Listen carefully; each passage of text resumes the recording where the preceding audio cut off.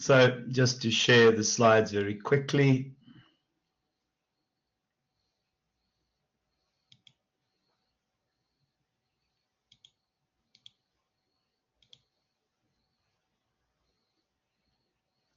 Come on. Right. So, and if I've shared the story, I apologize. But in 1940, and if I have shared the story, please stop me immediately.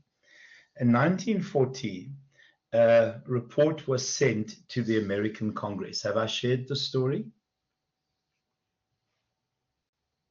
Don't recall it. Where they reported on the biggest problems in school, in American schools. And my gosh, did they have problems in 1940? It was awful. You cannot believe how awful those students were, those scholars were. The top problems in 1940 were students not walking in line, students chewing gum, students talking in class, students skipping line. Now, it's almost impossible to believe that those were the problems. In 1990, now that is a space of 50 years, the top problems in the same report that went to Congress were murder, rape, assault, attempted murder, weapons on school grounds, drugs, selling drugs, drug use, teachers being assaulted. That's a space of 50 years, guys. Now, when you think back to 1940, it's almost Norman Rockwell type, the ideal, and you guys won't even remember who the Waltons were, so I shouldn't refer to programs. But it is bloody scary, Kim, because some of you are still going to have kids. Now, this is not America, but honestly, we have areas, and these aren't traditional township areas, but we have areas where we've had stabbings outside schools, and children being stabbed to death because of gangsterism in schools, and it's not very far from the main areas, and these aren't traditional rural, what we would have called township schools. Where there are gangs, and gangs fight it out, and they carry knives. Of course, Justine, and Justine, who of you work in a school? I know one of you works at a school. So me, I just quickly want to add something, if I can. Please go, Yvonne. So when I was doing my final year prac at a school, I won't mention the school's name, but there were like boys in grade 7 and also girls who were about 16 years old, and the one boy actually had a knife in his school bag, and it was such a scary experience for me because I was in the only teacher, well not teacher yet, but I was like the only student in the class because my mentor had stepped out, and it just sort of instilled such a fear because you don't know, like, this child can do anything at any given moment. Of course. And so he had a knife, and there was also they actually had the police waiting outside the school since the school opened until the school closed, because there were some kids in grade 6 or grade 7 who tried to burn on one of the classrooms. And it's just so real out there, and it was such a reality check for me as well because I wasn't ever exposed to that. And when I actually went there to that school, I just thought, whoa, this is real. Yeah, so that was my experience. It was scary, but hectic. Yeah. Well, oh my gosh, Kim, Trinity House, Justine, oh my gosh. Holy nonsense, Justine. To just say, during my military service, very brief, for a while, as part of the sort of changing hearts and minds thing, taught at a school, and it was a colored school. It was yeah, let me just say outside, I'm not going to say which school, I think it's a bit unfair, but outside Alberton, and everyone had a knife on them. And one day I had two, a boy and a girl, and in grade 9, well, standard 7, because this is a long time ago, in grade 9, girls are often bigger than boys. And I was in the middle of two kids, a girl and a boy, and they were stabbing at each other around me.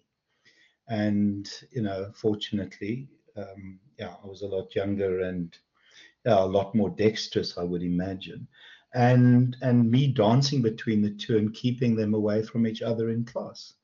Now, this is 1984. This was 1980, gosh, 84, I think it was. And obviously confiscated the knives, which, you do.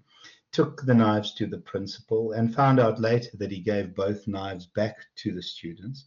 And I went to see him, and he said, if those kids leave here without those knives, they get killed later when they go home. So, this has been the reality in some areas for a long time. And it was a colored area, and it was quite a wealthy colored area, obviously with the wealthier part and, yeah, the less wealthy part. And you have a wake-up call. Well, you have a wake-up call, but it makes you look at school very differently. Kim, what is Trinity House like? So just listening to that story, and we see it on the news every day. I'm a deep south of Johannesburg old girl. I went to Glenanda Primary and Glen Vista High, which is close enough to Alberton. Yeah, I know Vista well. And just listening to you really terrifies me as a 45-year-old adult mother, because I just think of how cotton-wooled we are at Trinity. It's just that none of that would be acceptable in any way, shape, or form. Not. And what for me as a human being is so terribly unfair is that school is meant to be a safe place for young people. That is school should be a sanctuary. School is where you're learning. School is where you should be so safe and comfortable. And it's heartbreaking to think that, number one, this is what happens at schools, and it's just continuing. And it's not a color thing. It's not a creed. No, It's it's nothing like that. definitely not. It's happening. But on the other hand, for those youngsters that have to leave the school now and get those knives back to go home and protect themselves at home is heartbreaking. I think it's there's such a huge gap, which is really, for me as a human being, so tough, because I will do whatever I need to do as a parent, whatever I need to sacrifice for my children to be at a school where they are safe. It is, Trinity is an overtly Christian school, for example. Model C schools these days are not allowed to use Christianity. So you think of the values and the morals of the schools. What do they base things on? So how do you expect young people to behave? How do you expect young people to conform? What is the basis that we can let everything fall on? It's really quite heartbreaking. I feel that I live a sort of, in inverted commas, a false sense of security. It's really, for me as an educator, it's totally heartbreaking, because it shouldn't be like that. It should be equal, or anywhere, at any school. Yeah, it unfortunately isn't. It really isn't. It's very far from, and also at Varsity College, we would never allow that. I mean, goodness me, it's Varsity College is quite expensive if you're face to face. But yeah, but that's the reality of our world. And I'm just looking at what Justine is writing. Justine, truthfully, that's the reality for. I don't want to exaggerate, and I don't know the stats, but that's the reality for what, 70% of the schools in this country. Maybe that's a little bit high, or maybe that's not enough. But I know of schools in yeah, not bad areas. I know a school in a not bad area where um, they have, what do they scan the kids? What are those? They walk through scanners that picks up weapons. And they're a really good school, and they're in a really good area. But everyone wants to send their kids there, and somehow kids go there, yeah, carrying weapons. It's bizarre. The same school, the principal banned a group of matrics from going to matric because of weapons, and they arrived at the matric dance, and they arrived at the matric dance and beat the snot out of the principal. So, yeah, those kinds of values. And I don't even think you need Christianity to have values. I don't believe that morals and values go hand in hand with religion.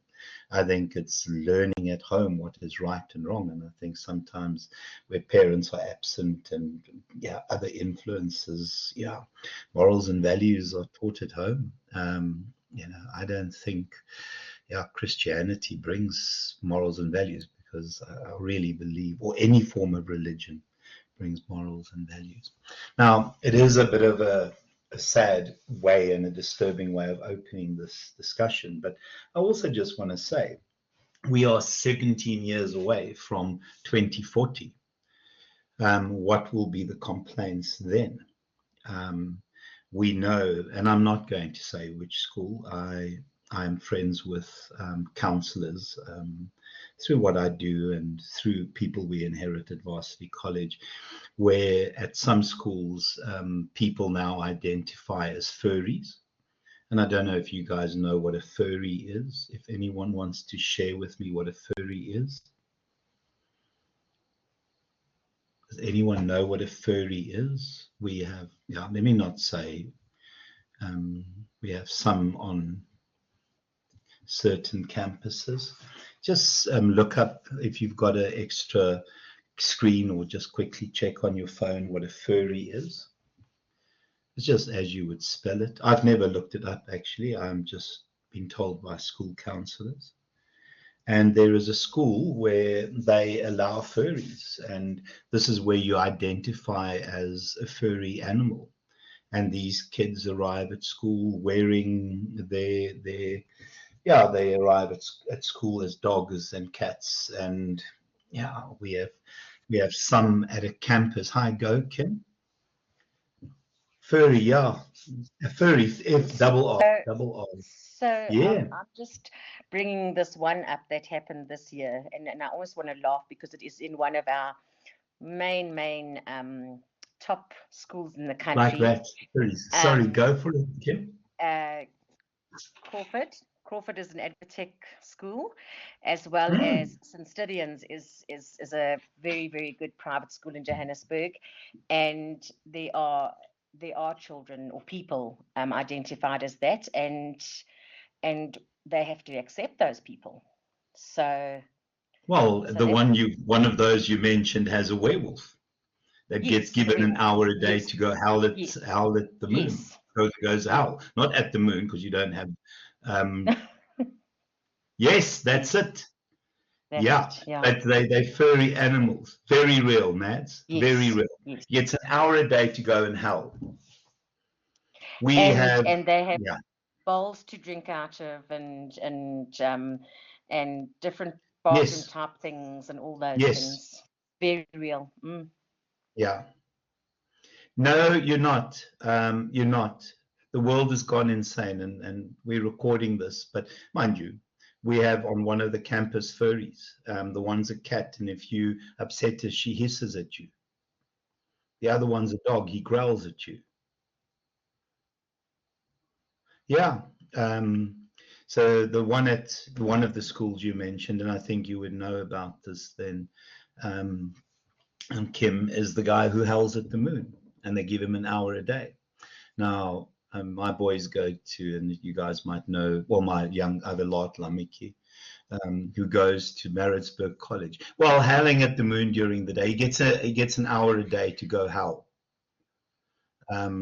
Yeah. I don't know. Maybe it is, Chan. I don't know. Go for it, Kim.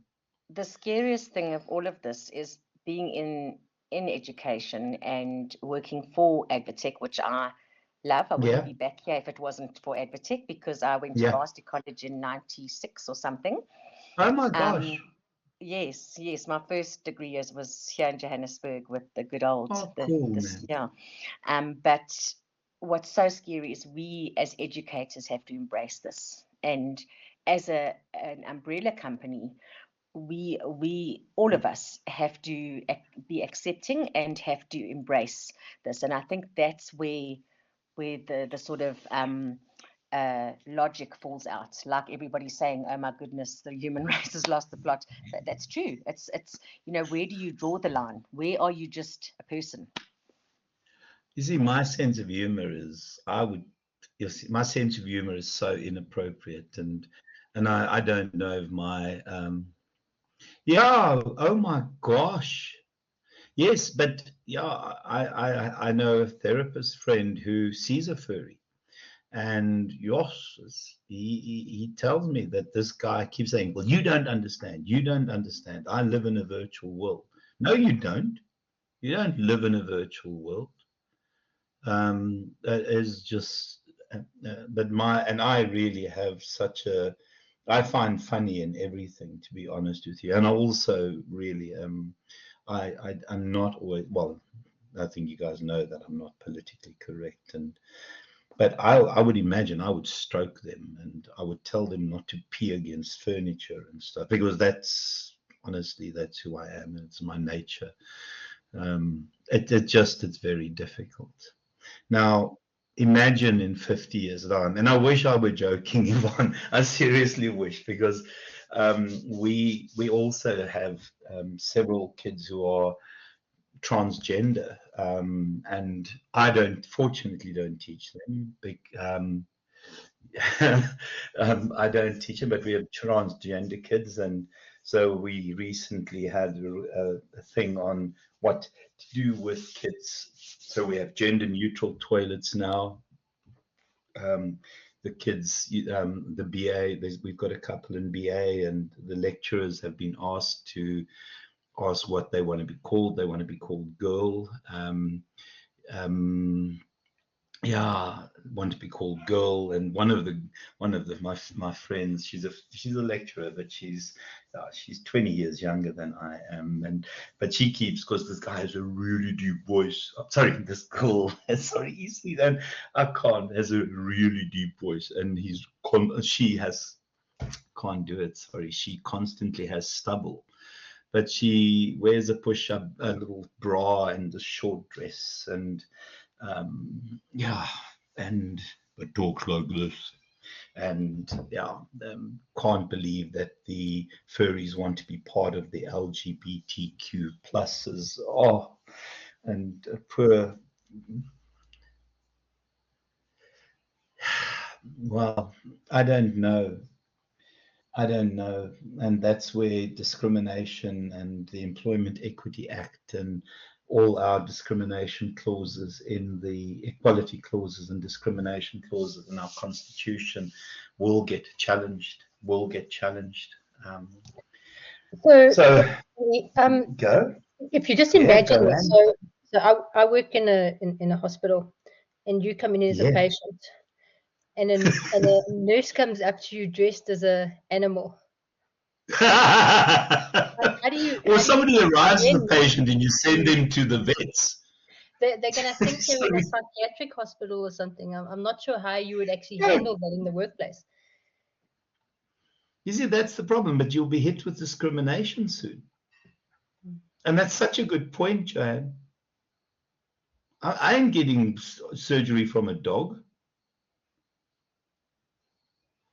It's. Imagine your surgeon arrives in a dog suit to take you to theatre and growls at you because you're not happy with him. Yeah, and you got to take him seriously, Yeah. Ek is Afrikaans, ek bliksem vir mense, so that's my problem. Hopefully no one understands Afrikaans. No, I think Mads knows Afrikaans well enough. Sorry, does anyone, I shouldn't say that. Guys, now, And we had a long introduction, but I think it was a valuable one. And that's where distributed leadership started. It started in schools, because schools are a complicated, complex system where you have all the insanities that come from the environment and they live out at school. So distributed leadership comes from schools, where if you look at modern first class schools, best practice schools, there are layers of leadership absolutely everywhere. It's not just the old style principle. And when I think back to school, and remember, guys, I finished school before all you were born, so please bear that in mind. But I finished school in 1980. And my principal was a typical principal. He wore a suit or a safari suit, want ek was in 'n Afrikaanse school, and he bliksemed us often because it was just the way it was done. I got caned often for not knowing why I got caned, but that was part of the teaching methodology. You played rugby, you played cricket, and you just did everything that had to be done. And you lived in fear because, well, as much as you could be scared as a kid. And that was it. Modern principles aren't like that. And there are layers and layers of leaders. And I don't want to say managers, because those principles were managers. They weren't leaders. I think of where my 17-year-old is now. He's in grade 11. He's in Maritzburg College, but they have mentor classes. They have mentor classes. They have subject heads. They have heads of departments. They've got vice principals. They've got the principal. They've got school. There are so many leadership positions. There are so many layers of leadership, because schools are hell of a complex. And if you look at that 50-year transition and the next 50 years, I shudder to think what the next 50 years will look like. That report that will go to the American Congress. Because if 1990 was rape and drugs and murder and weapons and assault, and it must be insane. And Donald Trump saying that and I never agree with Donald Trump because I despise him, but I really believe that teachers should start carrying weapons to prevent school shootings. What will be school shootings? People arriving with a bazooka and shooting entire classes at once. Because and maybe I don't believe in guns, and maybe that also, I don't know whether I agree with that. Sorry, but more firearms brings more bad news. So I don't know what the answer is. Sorry, I don't even know whether that's a necessary debate. Tell us about your school, Kim. Tell us about the leadership layers in your school. So yes, just as you were saying, so I'm in the pre-primary, so this starts at age 2 to 3. We start grade quad naught. Okay. So they're 2 turning 3. So that's what we start at, and then it's up to matric. And in the pre-primary, you have every grade, so from grade quad naught to grade naught, or grade R as they call it, reception year, there's a grade head. Okay. Then from there's a principal for the pre-primary. Then in the prep school, which is grade 1 to grade 7, there's a principal. Then there is a foundation phase head, which is grade 1, 2, and 3. And then there's an interstant phase head, which is 4, 5, 6, and 7. Every grade has also a grade head. You have an exec committee, which is the execs in inverted commas, and you have basically in inverted commas a subject head, like I don't know if some people had at school as well. So yes, no, they do at college as well. Yes, the one or two teachers that are normal teachers are few and far between because everybody's ahead. So it's very Yeah. difficult from that perspective, because also now you you work for a business, and I'm very grateful for that, because during COVID we all had jobs, and we work for a very ethical, phenomenal company, as I'm sure you can agree with me, Henny. But Yep. when it I'd comes, earned my most during COVID that I've ever done. yes, yes. Most people lost So, their job. so I, at the moment, am in the office. I'll go back into teaching next year. But so much of the time, the principal and all of us in the office are the middleman between Advotech and the teachers. So the teachers hate Okay. Advotech. Advotech is Yeah. telling the teachers what to do, but they've never been on the ground. They've never taught a Yeah. lecture or taught or even see, they've never been on the ground with us. So there's that constant Yeah. battle. So from all those heads, this is just in a prep school, from a grade head to a not a so foundation and interson are different. What do you call them? Sorry, I've just forgotten. It's a stage, so that you got Mm-hmm. that head, and then you got the specific subjects. So it's a lot to manage, I think, and I think also in us when it comes to a school, and also with varsity, is often what happens with all this managing in inverted commas, we forget about the teaching side of it, we forget about Yep. the educational side of it, we forget about the reason we actually there. We end up doing so much administration. And as you're saying, when are we going to do ask talks? When are you going to mark? When are you going to do this? There's just so much. Stacy, our favorite friend, Stacy, if anybody Yep. else knows Yep. Stacy, it's this Yep. constant administration that you sort of lose focus. And so it would be Yep. wonderful if we could have a sort of in between that. That would be ideal. There's nothing wrong with a grade head, for example. But I think we've just gone so extreme now to try and, in inverted commas, fix the problems we've got since the early days. I think Yeah. the management needs to be focused on on specific things, not just on everything, if that makes any sense. Yeah, no, agreed. But it's interesting, guys, and the evolution is definitely there, though. And I think sometimes, yeah, and I don't want to, you and I can chat alone because I have a reputation and I got a prize, which is not really what I wanted at our recent Varsity College Marisburg prize giving. As well, the prize essentially is, maybe I shouldn't boast about it. No, I'm not. Well, the prize was Tell us about essentially it, Henny. telling. Come on, tell It, us. it was Tell us. prize was essentially telling the IIE what I think in every meeting, because that's my reputation. I don't give. I really I yeah and the best thing for me is I have my say and I forget that I say it, because I don't worry what I say. And I'm thinking, oh yeah, that's not really the best reputation to have. But I don't back down, and maybe that's not the best reputation. Then I forget that I said it. So it's the best thing in the world. Okay, guys, so in terms of these 50 years, this is where distributed leadership started. It started in schools because of the insanity that is schools and the insanity that will continue to be schools. Now, you guys heard about furries for the first time. I heard about furries for the first time a year ago at the ripe old age of 59.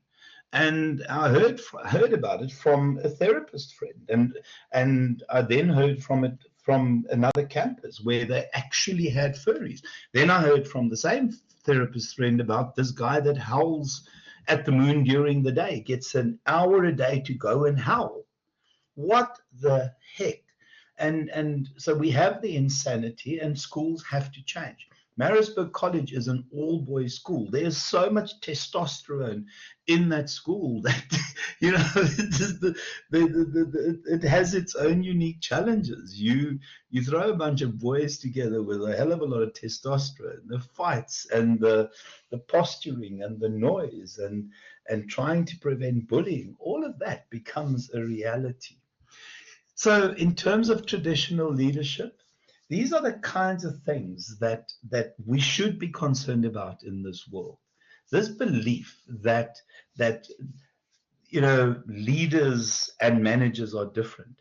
If you heard what Kim has just said, people in possession of leadership are as much managers now as they are leaders. And it is frustrating. And I think sometimes when you work in and companies go through different phases, but I think where Kim and I are, we're in a bureaucratic phase, and I think sometimes we forget what our real jobs are. I spend more time on irritating admin than I do on what my job should be.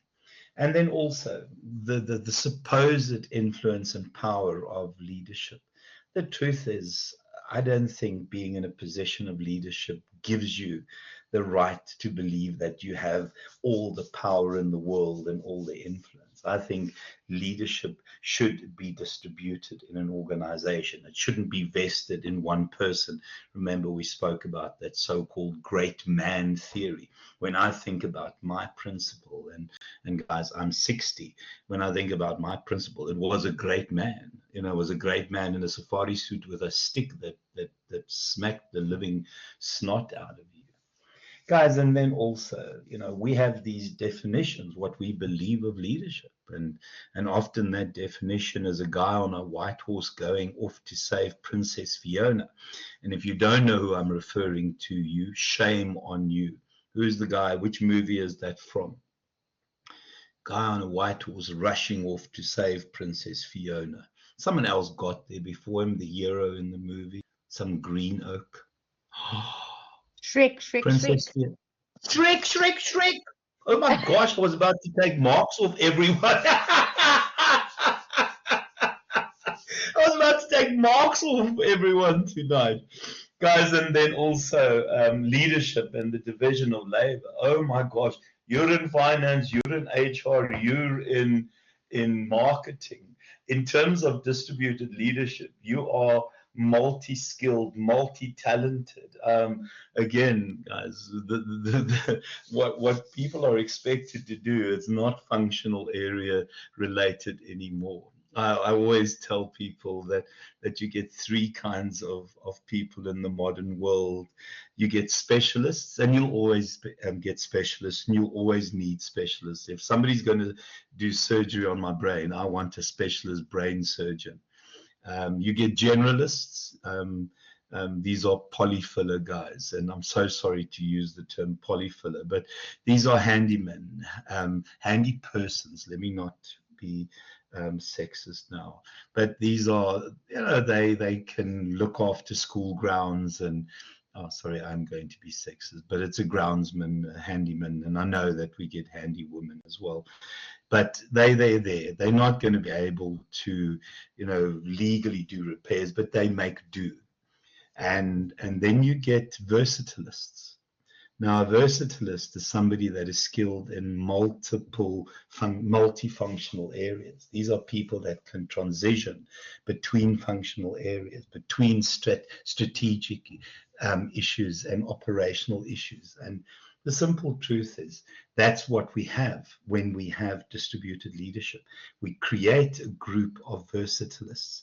And the one word that you can take away from this entire course is that you want to be this thing here. Now, if you stick it into Word, it'll come up red. But, you don't want to be a generalist, because then you polyfiller. You want to, if you are a specialist, be very careful that you don't get boxed in. And if you want to really be valuable into the future, and you become a versatilist, and the best way to become a versatilist is to work in an organization that has distributed leadership, because you get exposed to so many aspects of the organization. Guys, any comments on my versatilist definition? Who has heard of the term versatilist before? Oh no, versatilist, guys. There's an A in there. I can't even spell my word incorrectly. Versatilist. Have I spelled it right? Also still wrong. Versatilist. There it is. Sorry, versatilist. I think it's something like that. Versatilist. I don't know, guys. Any comment on being a versatilist versus a specialist? I think just from my side, where I'm currently working at the moment, the company encourages us a lot that regardless of which division you're working in, that you need to be able to go to another division and continue as though you never changed. Because if you have the holistic understanding of every division in the company, you can best service your division. So it is very challenging because you find that you have a lot more work to do because you're touching on so many aspects. But I think a person gains a lot of growth from that, and it's very like it's impossible to get bored in your role. So every day proves challenging, which I really enjoy. I love that, and also on top of that, they want versatilists, and to just add to what you said, Nance, it's that seamless transition between different areas. It's hitting a new area without missing a beat. It's that seamless move between different areas. Oh, it's amazingly empowering, and it makes you so. Oh no, jack of all trades, Ransom, is for me a generalist. A jack of all trades is a journeyman type person. It's that boxer that never makes it. No, a jack. I don't like the term jack of all trades, where it's also, the second part of that is a master of none. That's exactly it. So jack of all trades, master of none. A master of none is a generalist for me. It's the polyfiller guy. It's a polyfiller guy. It's the person you can squeeze and they'll make do. But they're not great. They're not great. They're a master of none, guys. And then this cult of exceptionality, this belief that if you're in a leadership position, you are somehow better than anyone else, and it is absolute rubbish. In every organization, there are leaders everywhere. You don't need to be in a leadership position to have influence, to have people recognize you, to have people respect you, to have people listen to you, to have people acknowledge you. Oh, geez, Mads, I hate it so much. I despise it so much. I cannot stand people that are title driven. This desperate need to have a title on a door. Oh my goodness me. And then standards based leadership, and standards based leadership is where we have this set of criteria of what it means to be a leader. I honestly, and I lecture this, I don't know what it means to be a leader. What I think a leader is somebody that is in the right place at the right time and does the right thing. I think of the guy from the Ukraine, Zelensky. He was a bloody comedian. He made a fool of himself on TV every week. He was a stand-up comedian. He was a TV actor. He was a comedic actor. But my gosh, imagine if you had anyone else in that leadership position. He was the right person at the right time. He didn't have any standards of behavior prior to that. He is an exceptional individual. And he is exceptional because of the people that is around him, the different mayors that are there, the different people that go into the field. It's not one person that is winning that war. Where we think the idiot that thinks he's exceptional is that piece of trash, the piece of human excrement, Putin. Guys, so in terms of that, you can go through each of those. I'm not going to go through those. So distributed leadership, you can see here, guys, it's this idea that we believe that leadership is somehow the right of one individual that sits at the top of the pile, and we revere this person because of their position, because of who they are, because of who they assume to be, and because their title has some fancy connotation to it. I find that very, very strange. I find it incredibly strange. And then, somehow believe that this leader's actions has somehow a greater effect on the organization. And it's still the belief, because on average in South Africa, you will find that, and I don't know, Distributed leadership, where is the circumstance where everyone in an organization accepts a leadership position throughout the organization. So essentially, people have leadership roles across the organization, irrespective of the level they find themselves in. Okay. So it is a different way of looking at leadership. This idea also it still lives very, very much in the way that CEOs get rewarded. A couple of years ago in the construction sector, to earn what a CEO and an executive manager in the construction industry earned, it would have taken a worker 223 lifetimes to earn what the average worker earned in a lifetime, to earn what a CEO earned in the construction industry in 1 year. The average gap between the CEO and the lowest level worker in South Africa is something like 150 to 1. In America, it's 220 something to 1, and that gap is widening. And we can understand why we have such anger from the unions. Not that our unions are that powerful anymore, and we still have that kind of disparity in salary, and it ties in with how much we pay these people, because we believe the CEO makes such a massive difference. So yeah, in terms of distributed leadership, it is this idea that leadership is fluid. And if we look at Google, and in terms of Google, leadership in terms of the teams, and remember, Google has an incredibly flat structure. They have an executive team, they have a senior management team, and the rest of the organization is populated by self-managed teams. Those self-managed teams, leadership is not allocated to one individual. Leadership rotates. So depending on the project, depending on what you're doing, the leadership within that team rotates. And everyone accepts it, because the moment leadership is vested in one person, there's this assumption that somehow this person is different and better from the rest of the group. And the one thing about working at Google is that you're surrounded by exceptionality, and doesn't mean it's vested in one person. Every single person in Google is just astonishingly bright and astonishingly competent. So from a leadership position and a leadership perspective, Google lives this every day. It's an excellent embodiment of what distributed leadership is. You own your own project, you own your own work, you lead sometimes you follow. You never ever only in charge. People share ideas, you learn to listen, you learn to coordinate. It's a wonderful example.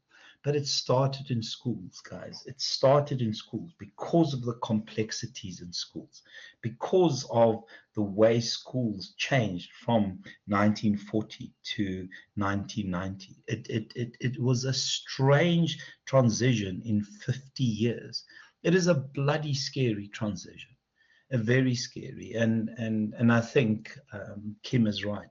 We are, in terms of where I come from and the schools that I've sent my boys to, and those of you that know Pietermaritzburg and Buso, you know Maritzburg. My boys went to Merkeston and then went to Maritzburg College.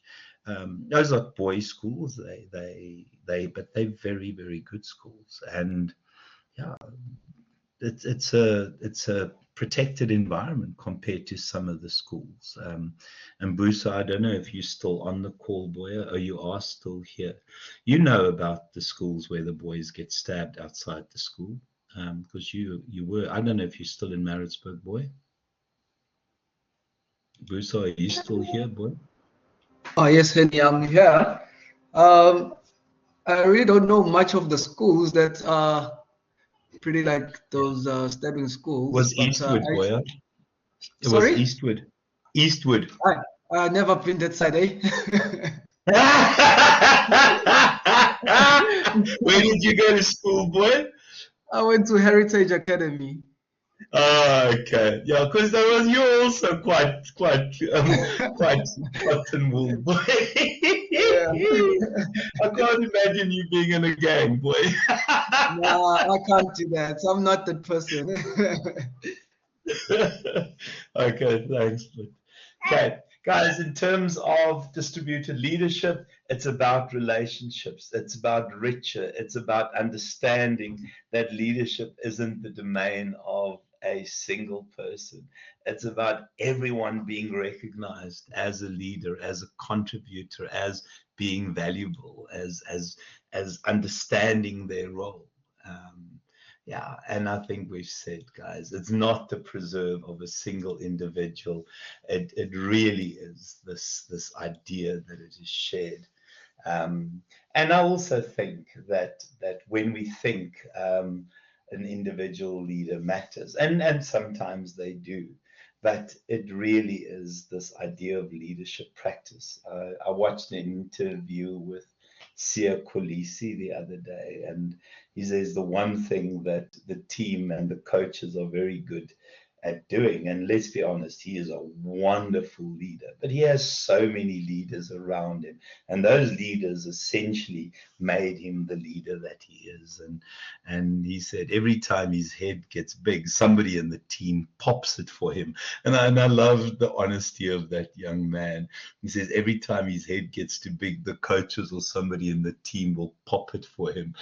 And it's just the brutal honesty of that young man. But I think that's what happens when you're surrounded by other leaders, guys. And then just I think from a distributed leadership perspective, it is something new, and it really is about interaction. It is about a collective process. It's about a social process. It is about a modern process. And it really is where we should be. This idea that people are in charge and shout the odds, and people are scared, and people are autocrats and believe that they're large and in charge has to stop. Can I just ask, does anyone still work for an autocrat?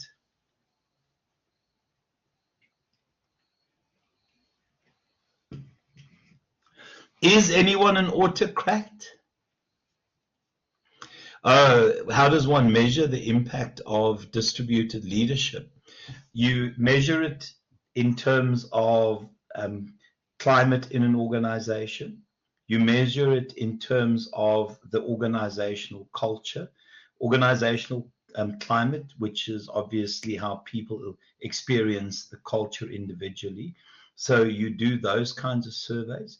You measure it in terms of organizational outputs. So you can see it in terms of productivity levels. You can see it in terms of the sort of profitability levels, although the line of sight between distributed leadership and profitability is not very simple, because what happens with profitability, there's so many other variables, including the external environment, that can impact.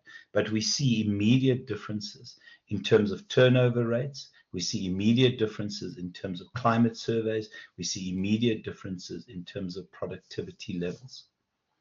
I don't know if anyone wants to add to that, those of you that work in this environment. Customer service levels also go up. Definitely customer service levels go up. Does anyone work for, I don't know if I answered your question, Ransom. Does anyone work for an autocrat? Has anyone ever worked for an autocrat? Yes.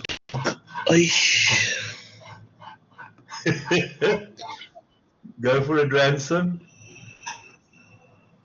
You work for one now. Remember what happens on course stays on in class.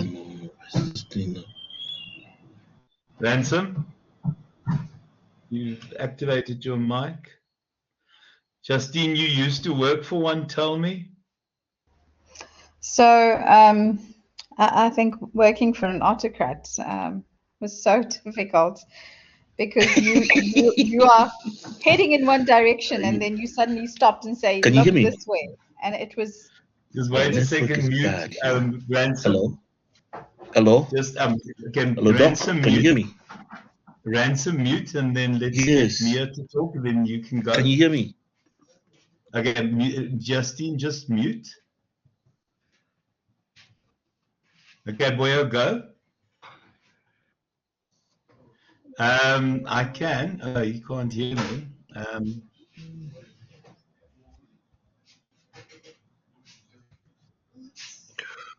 Sorry, Justine.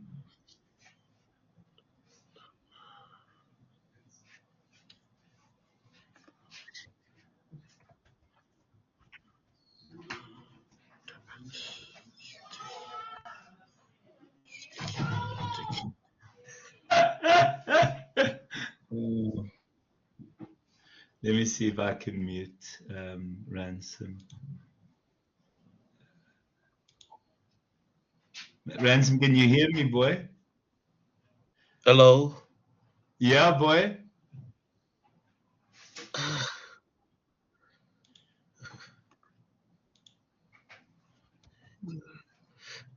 Doc, I'm trying. Hello. This thing.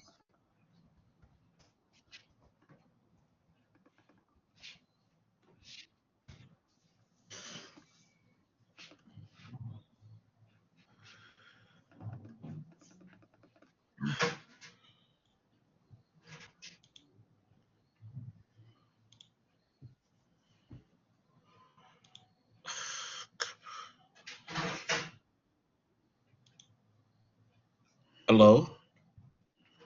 Can you hear me, guys? Hi, boy. We can hear you. Hello. Can you hear me? Hi, we can hear you, boy. I told you.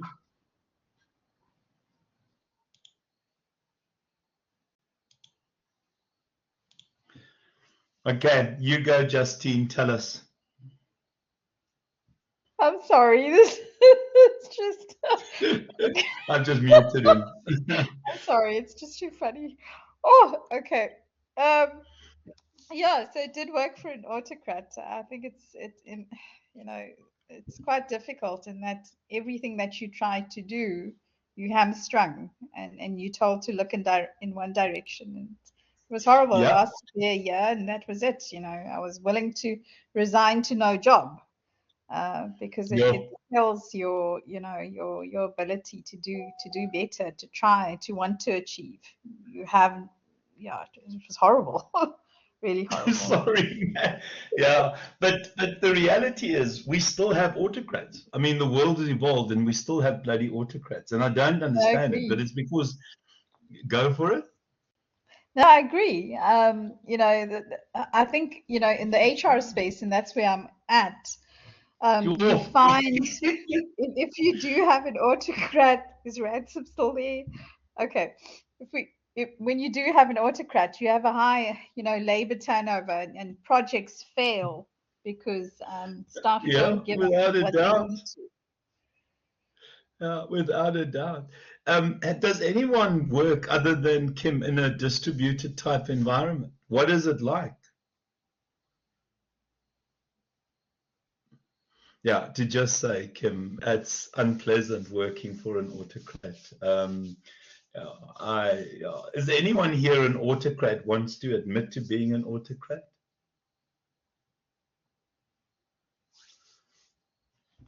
Tiang, tell us about you being an autocrat, please. I think you chose the wrong person, not me. I just keep picking on you.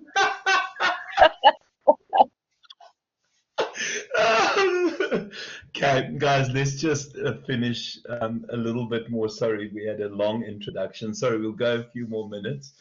Yeah, so I think the reality is that it is about interaction. And the truth is that a lot of leadership happens in informal social interactions. We underestimate how much leadership is there. Remember, we spoke about those interactions where you spend this amazing amount of attention to other people and how much that means, where you're with somebody and all your attention is on that one individual. You cannot believe how much leadership happens outside a formal situation. In fact, for me, 90% of leadership comes through managing by wandering around. And I know I've just said managing, it's MBWA is the term. But leadership is out and about. Leadership is not something that happens from behind a desk. Visible leadership is an absolute essential part of being a leader. And the truth is, that's where leadership is. And most leadership and most solutions often happen while you're walking around. And most problems are dealt with while you're out and about. And that's why distributed leadership is so effective. I don't know what you guys think about that. The leadership is not in an office, and problems are dealt with as you face them. Is that a bit of an exaggerated opinion?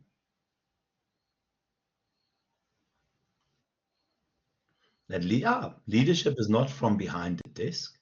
Leadership is being visible. I hate behind the desk leadership. Leadership is everywhere. It's not, and problems are solved while you're walking about.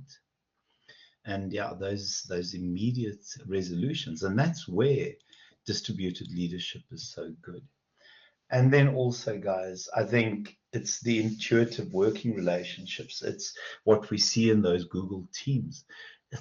The way ideas spark off each other and the way innovation happens. It's astonishing when you work with people that you intuitively know, and you know what they're thinking, and you know where you're going to connect in terms of work. It happens when you develop close relationships. And the levels of trust and all of these things start adding to an organizational culture where magic happens, and an organizational culture where differences are made in terms of what the organization can achieve. Guys, other evidence there. I think, first of all, you cannot have the traditional tall, skinny structure with thousands of people reporting to thousands of people. That's not going to work. You can't try and Lego block this kind of leadership onto a traditional skinny, tall structure. You have to make sure that you change your organizational structure, and you have to change your interactions.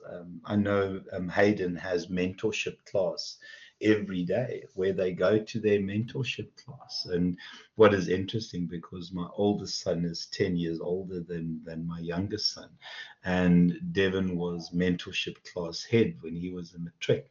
So Devin's picture is there. So when Hayden walks into the class, there's his big brother's picture on a wall from 10 years ago, or from now 9 years ago. Hayden's only a matric next year.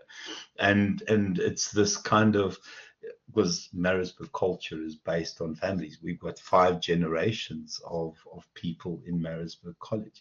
And Hayden says every day he walks in and there's his big brother, sitting on a wall somewhere. As who was his mentor, was the mentor teacher 9 years ago. And it's that kind of thing that happens every day, mental classes. And the truth is that you have these practices that promote the idea of distributed leadership.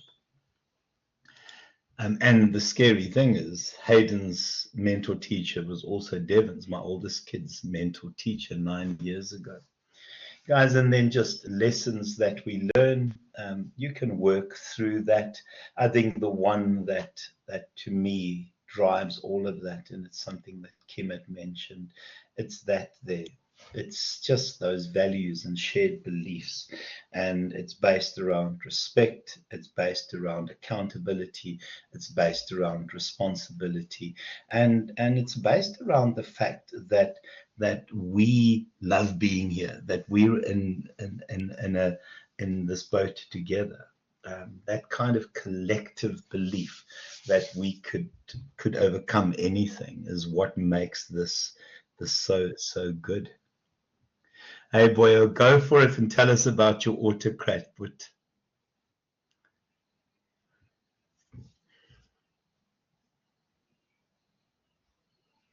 Go for it, Ransom. Tell us about working for an autocrat. Come on. We can hear you. Oh, crap. Struggling. Can you hear me now? Hello? Yes. Hello? Yes. Hello? Yes. We can hear you, boy. Yes, Doc. What I'm going to say, well, we're being recorded, so I hope it will not. I'll stop the recording. In terms of the autocrat. In terms of the, because, but it's still being recorded.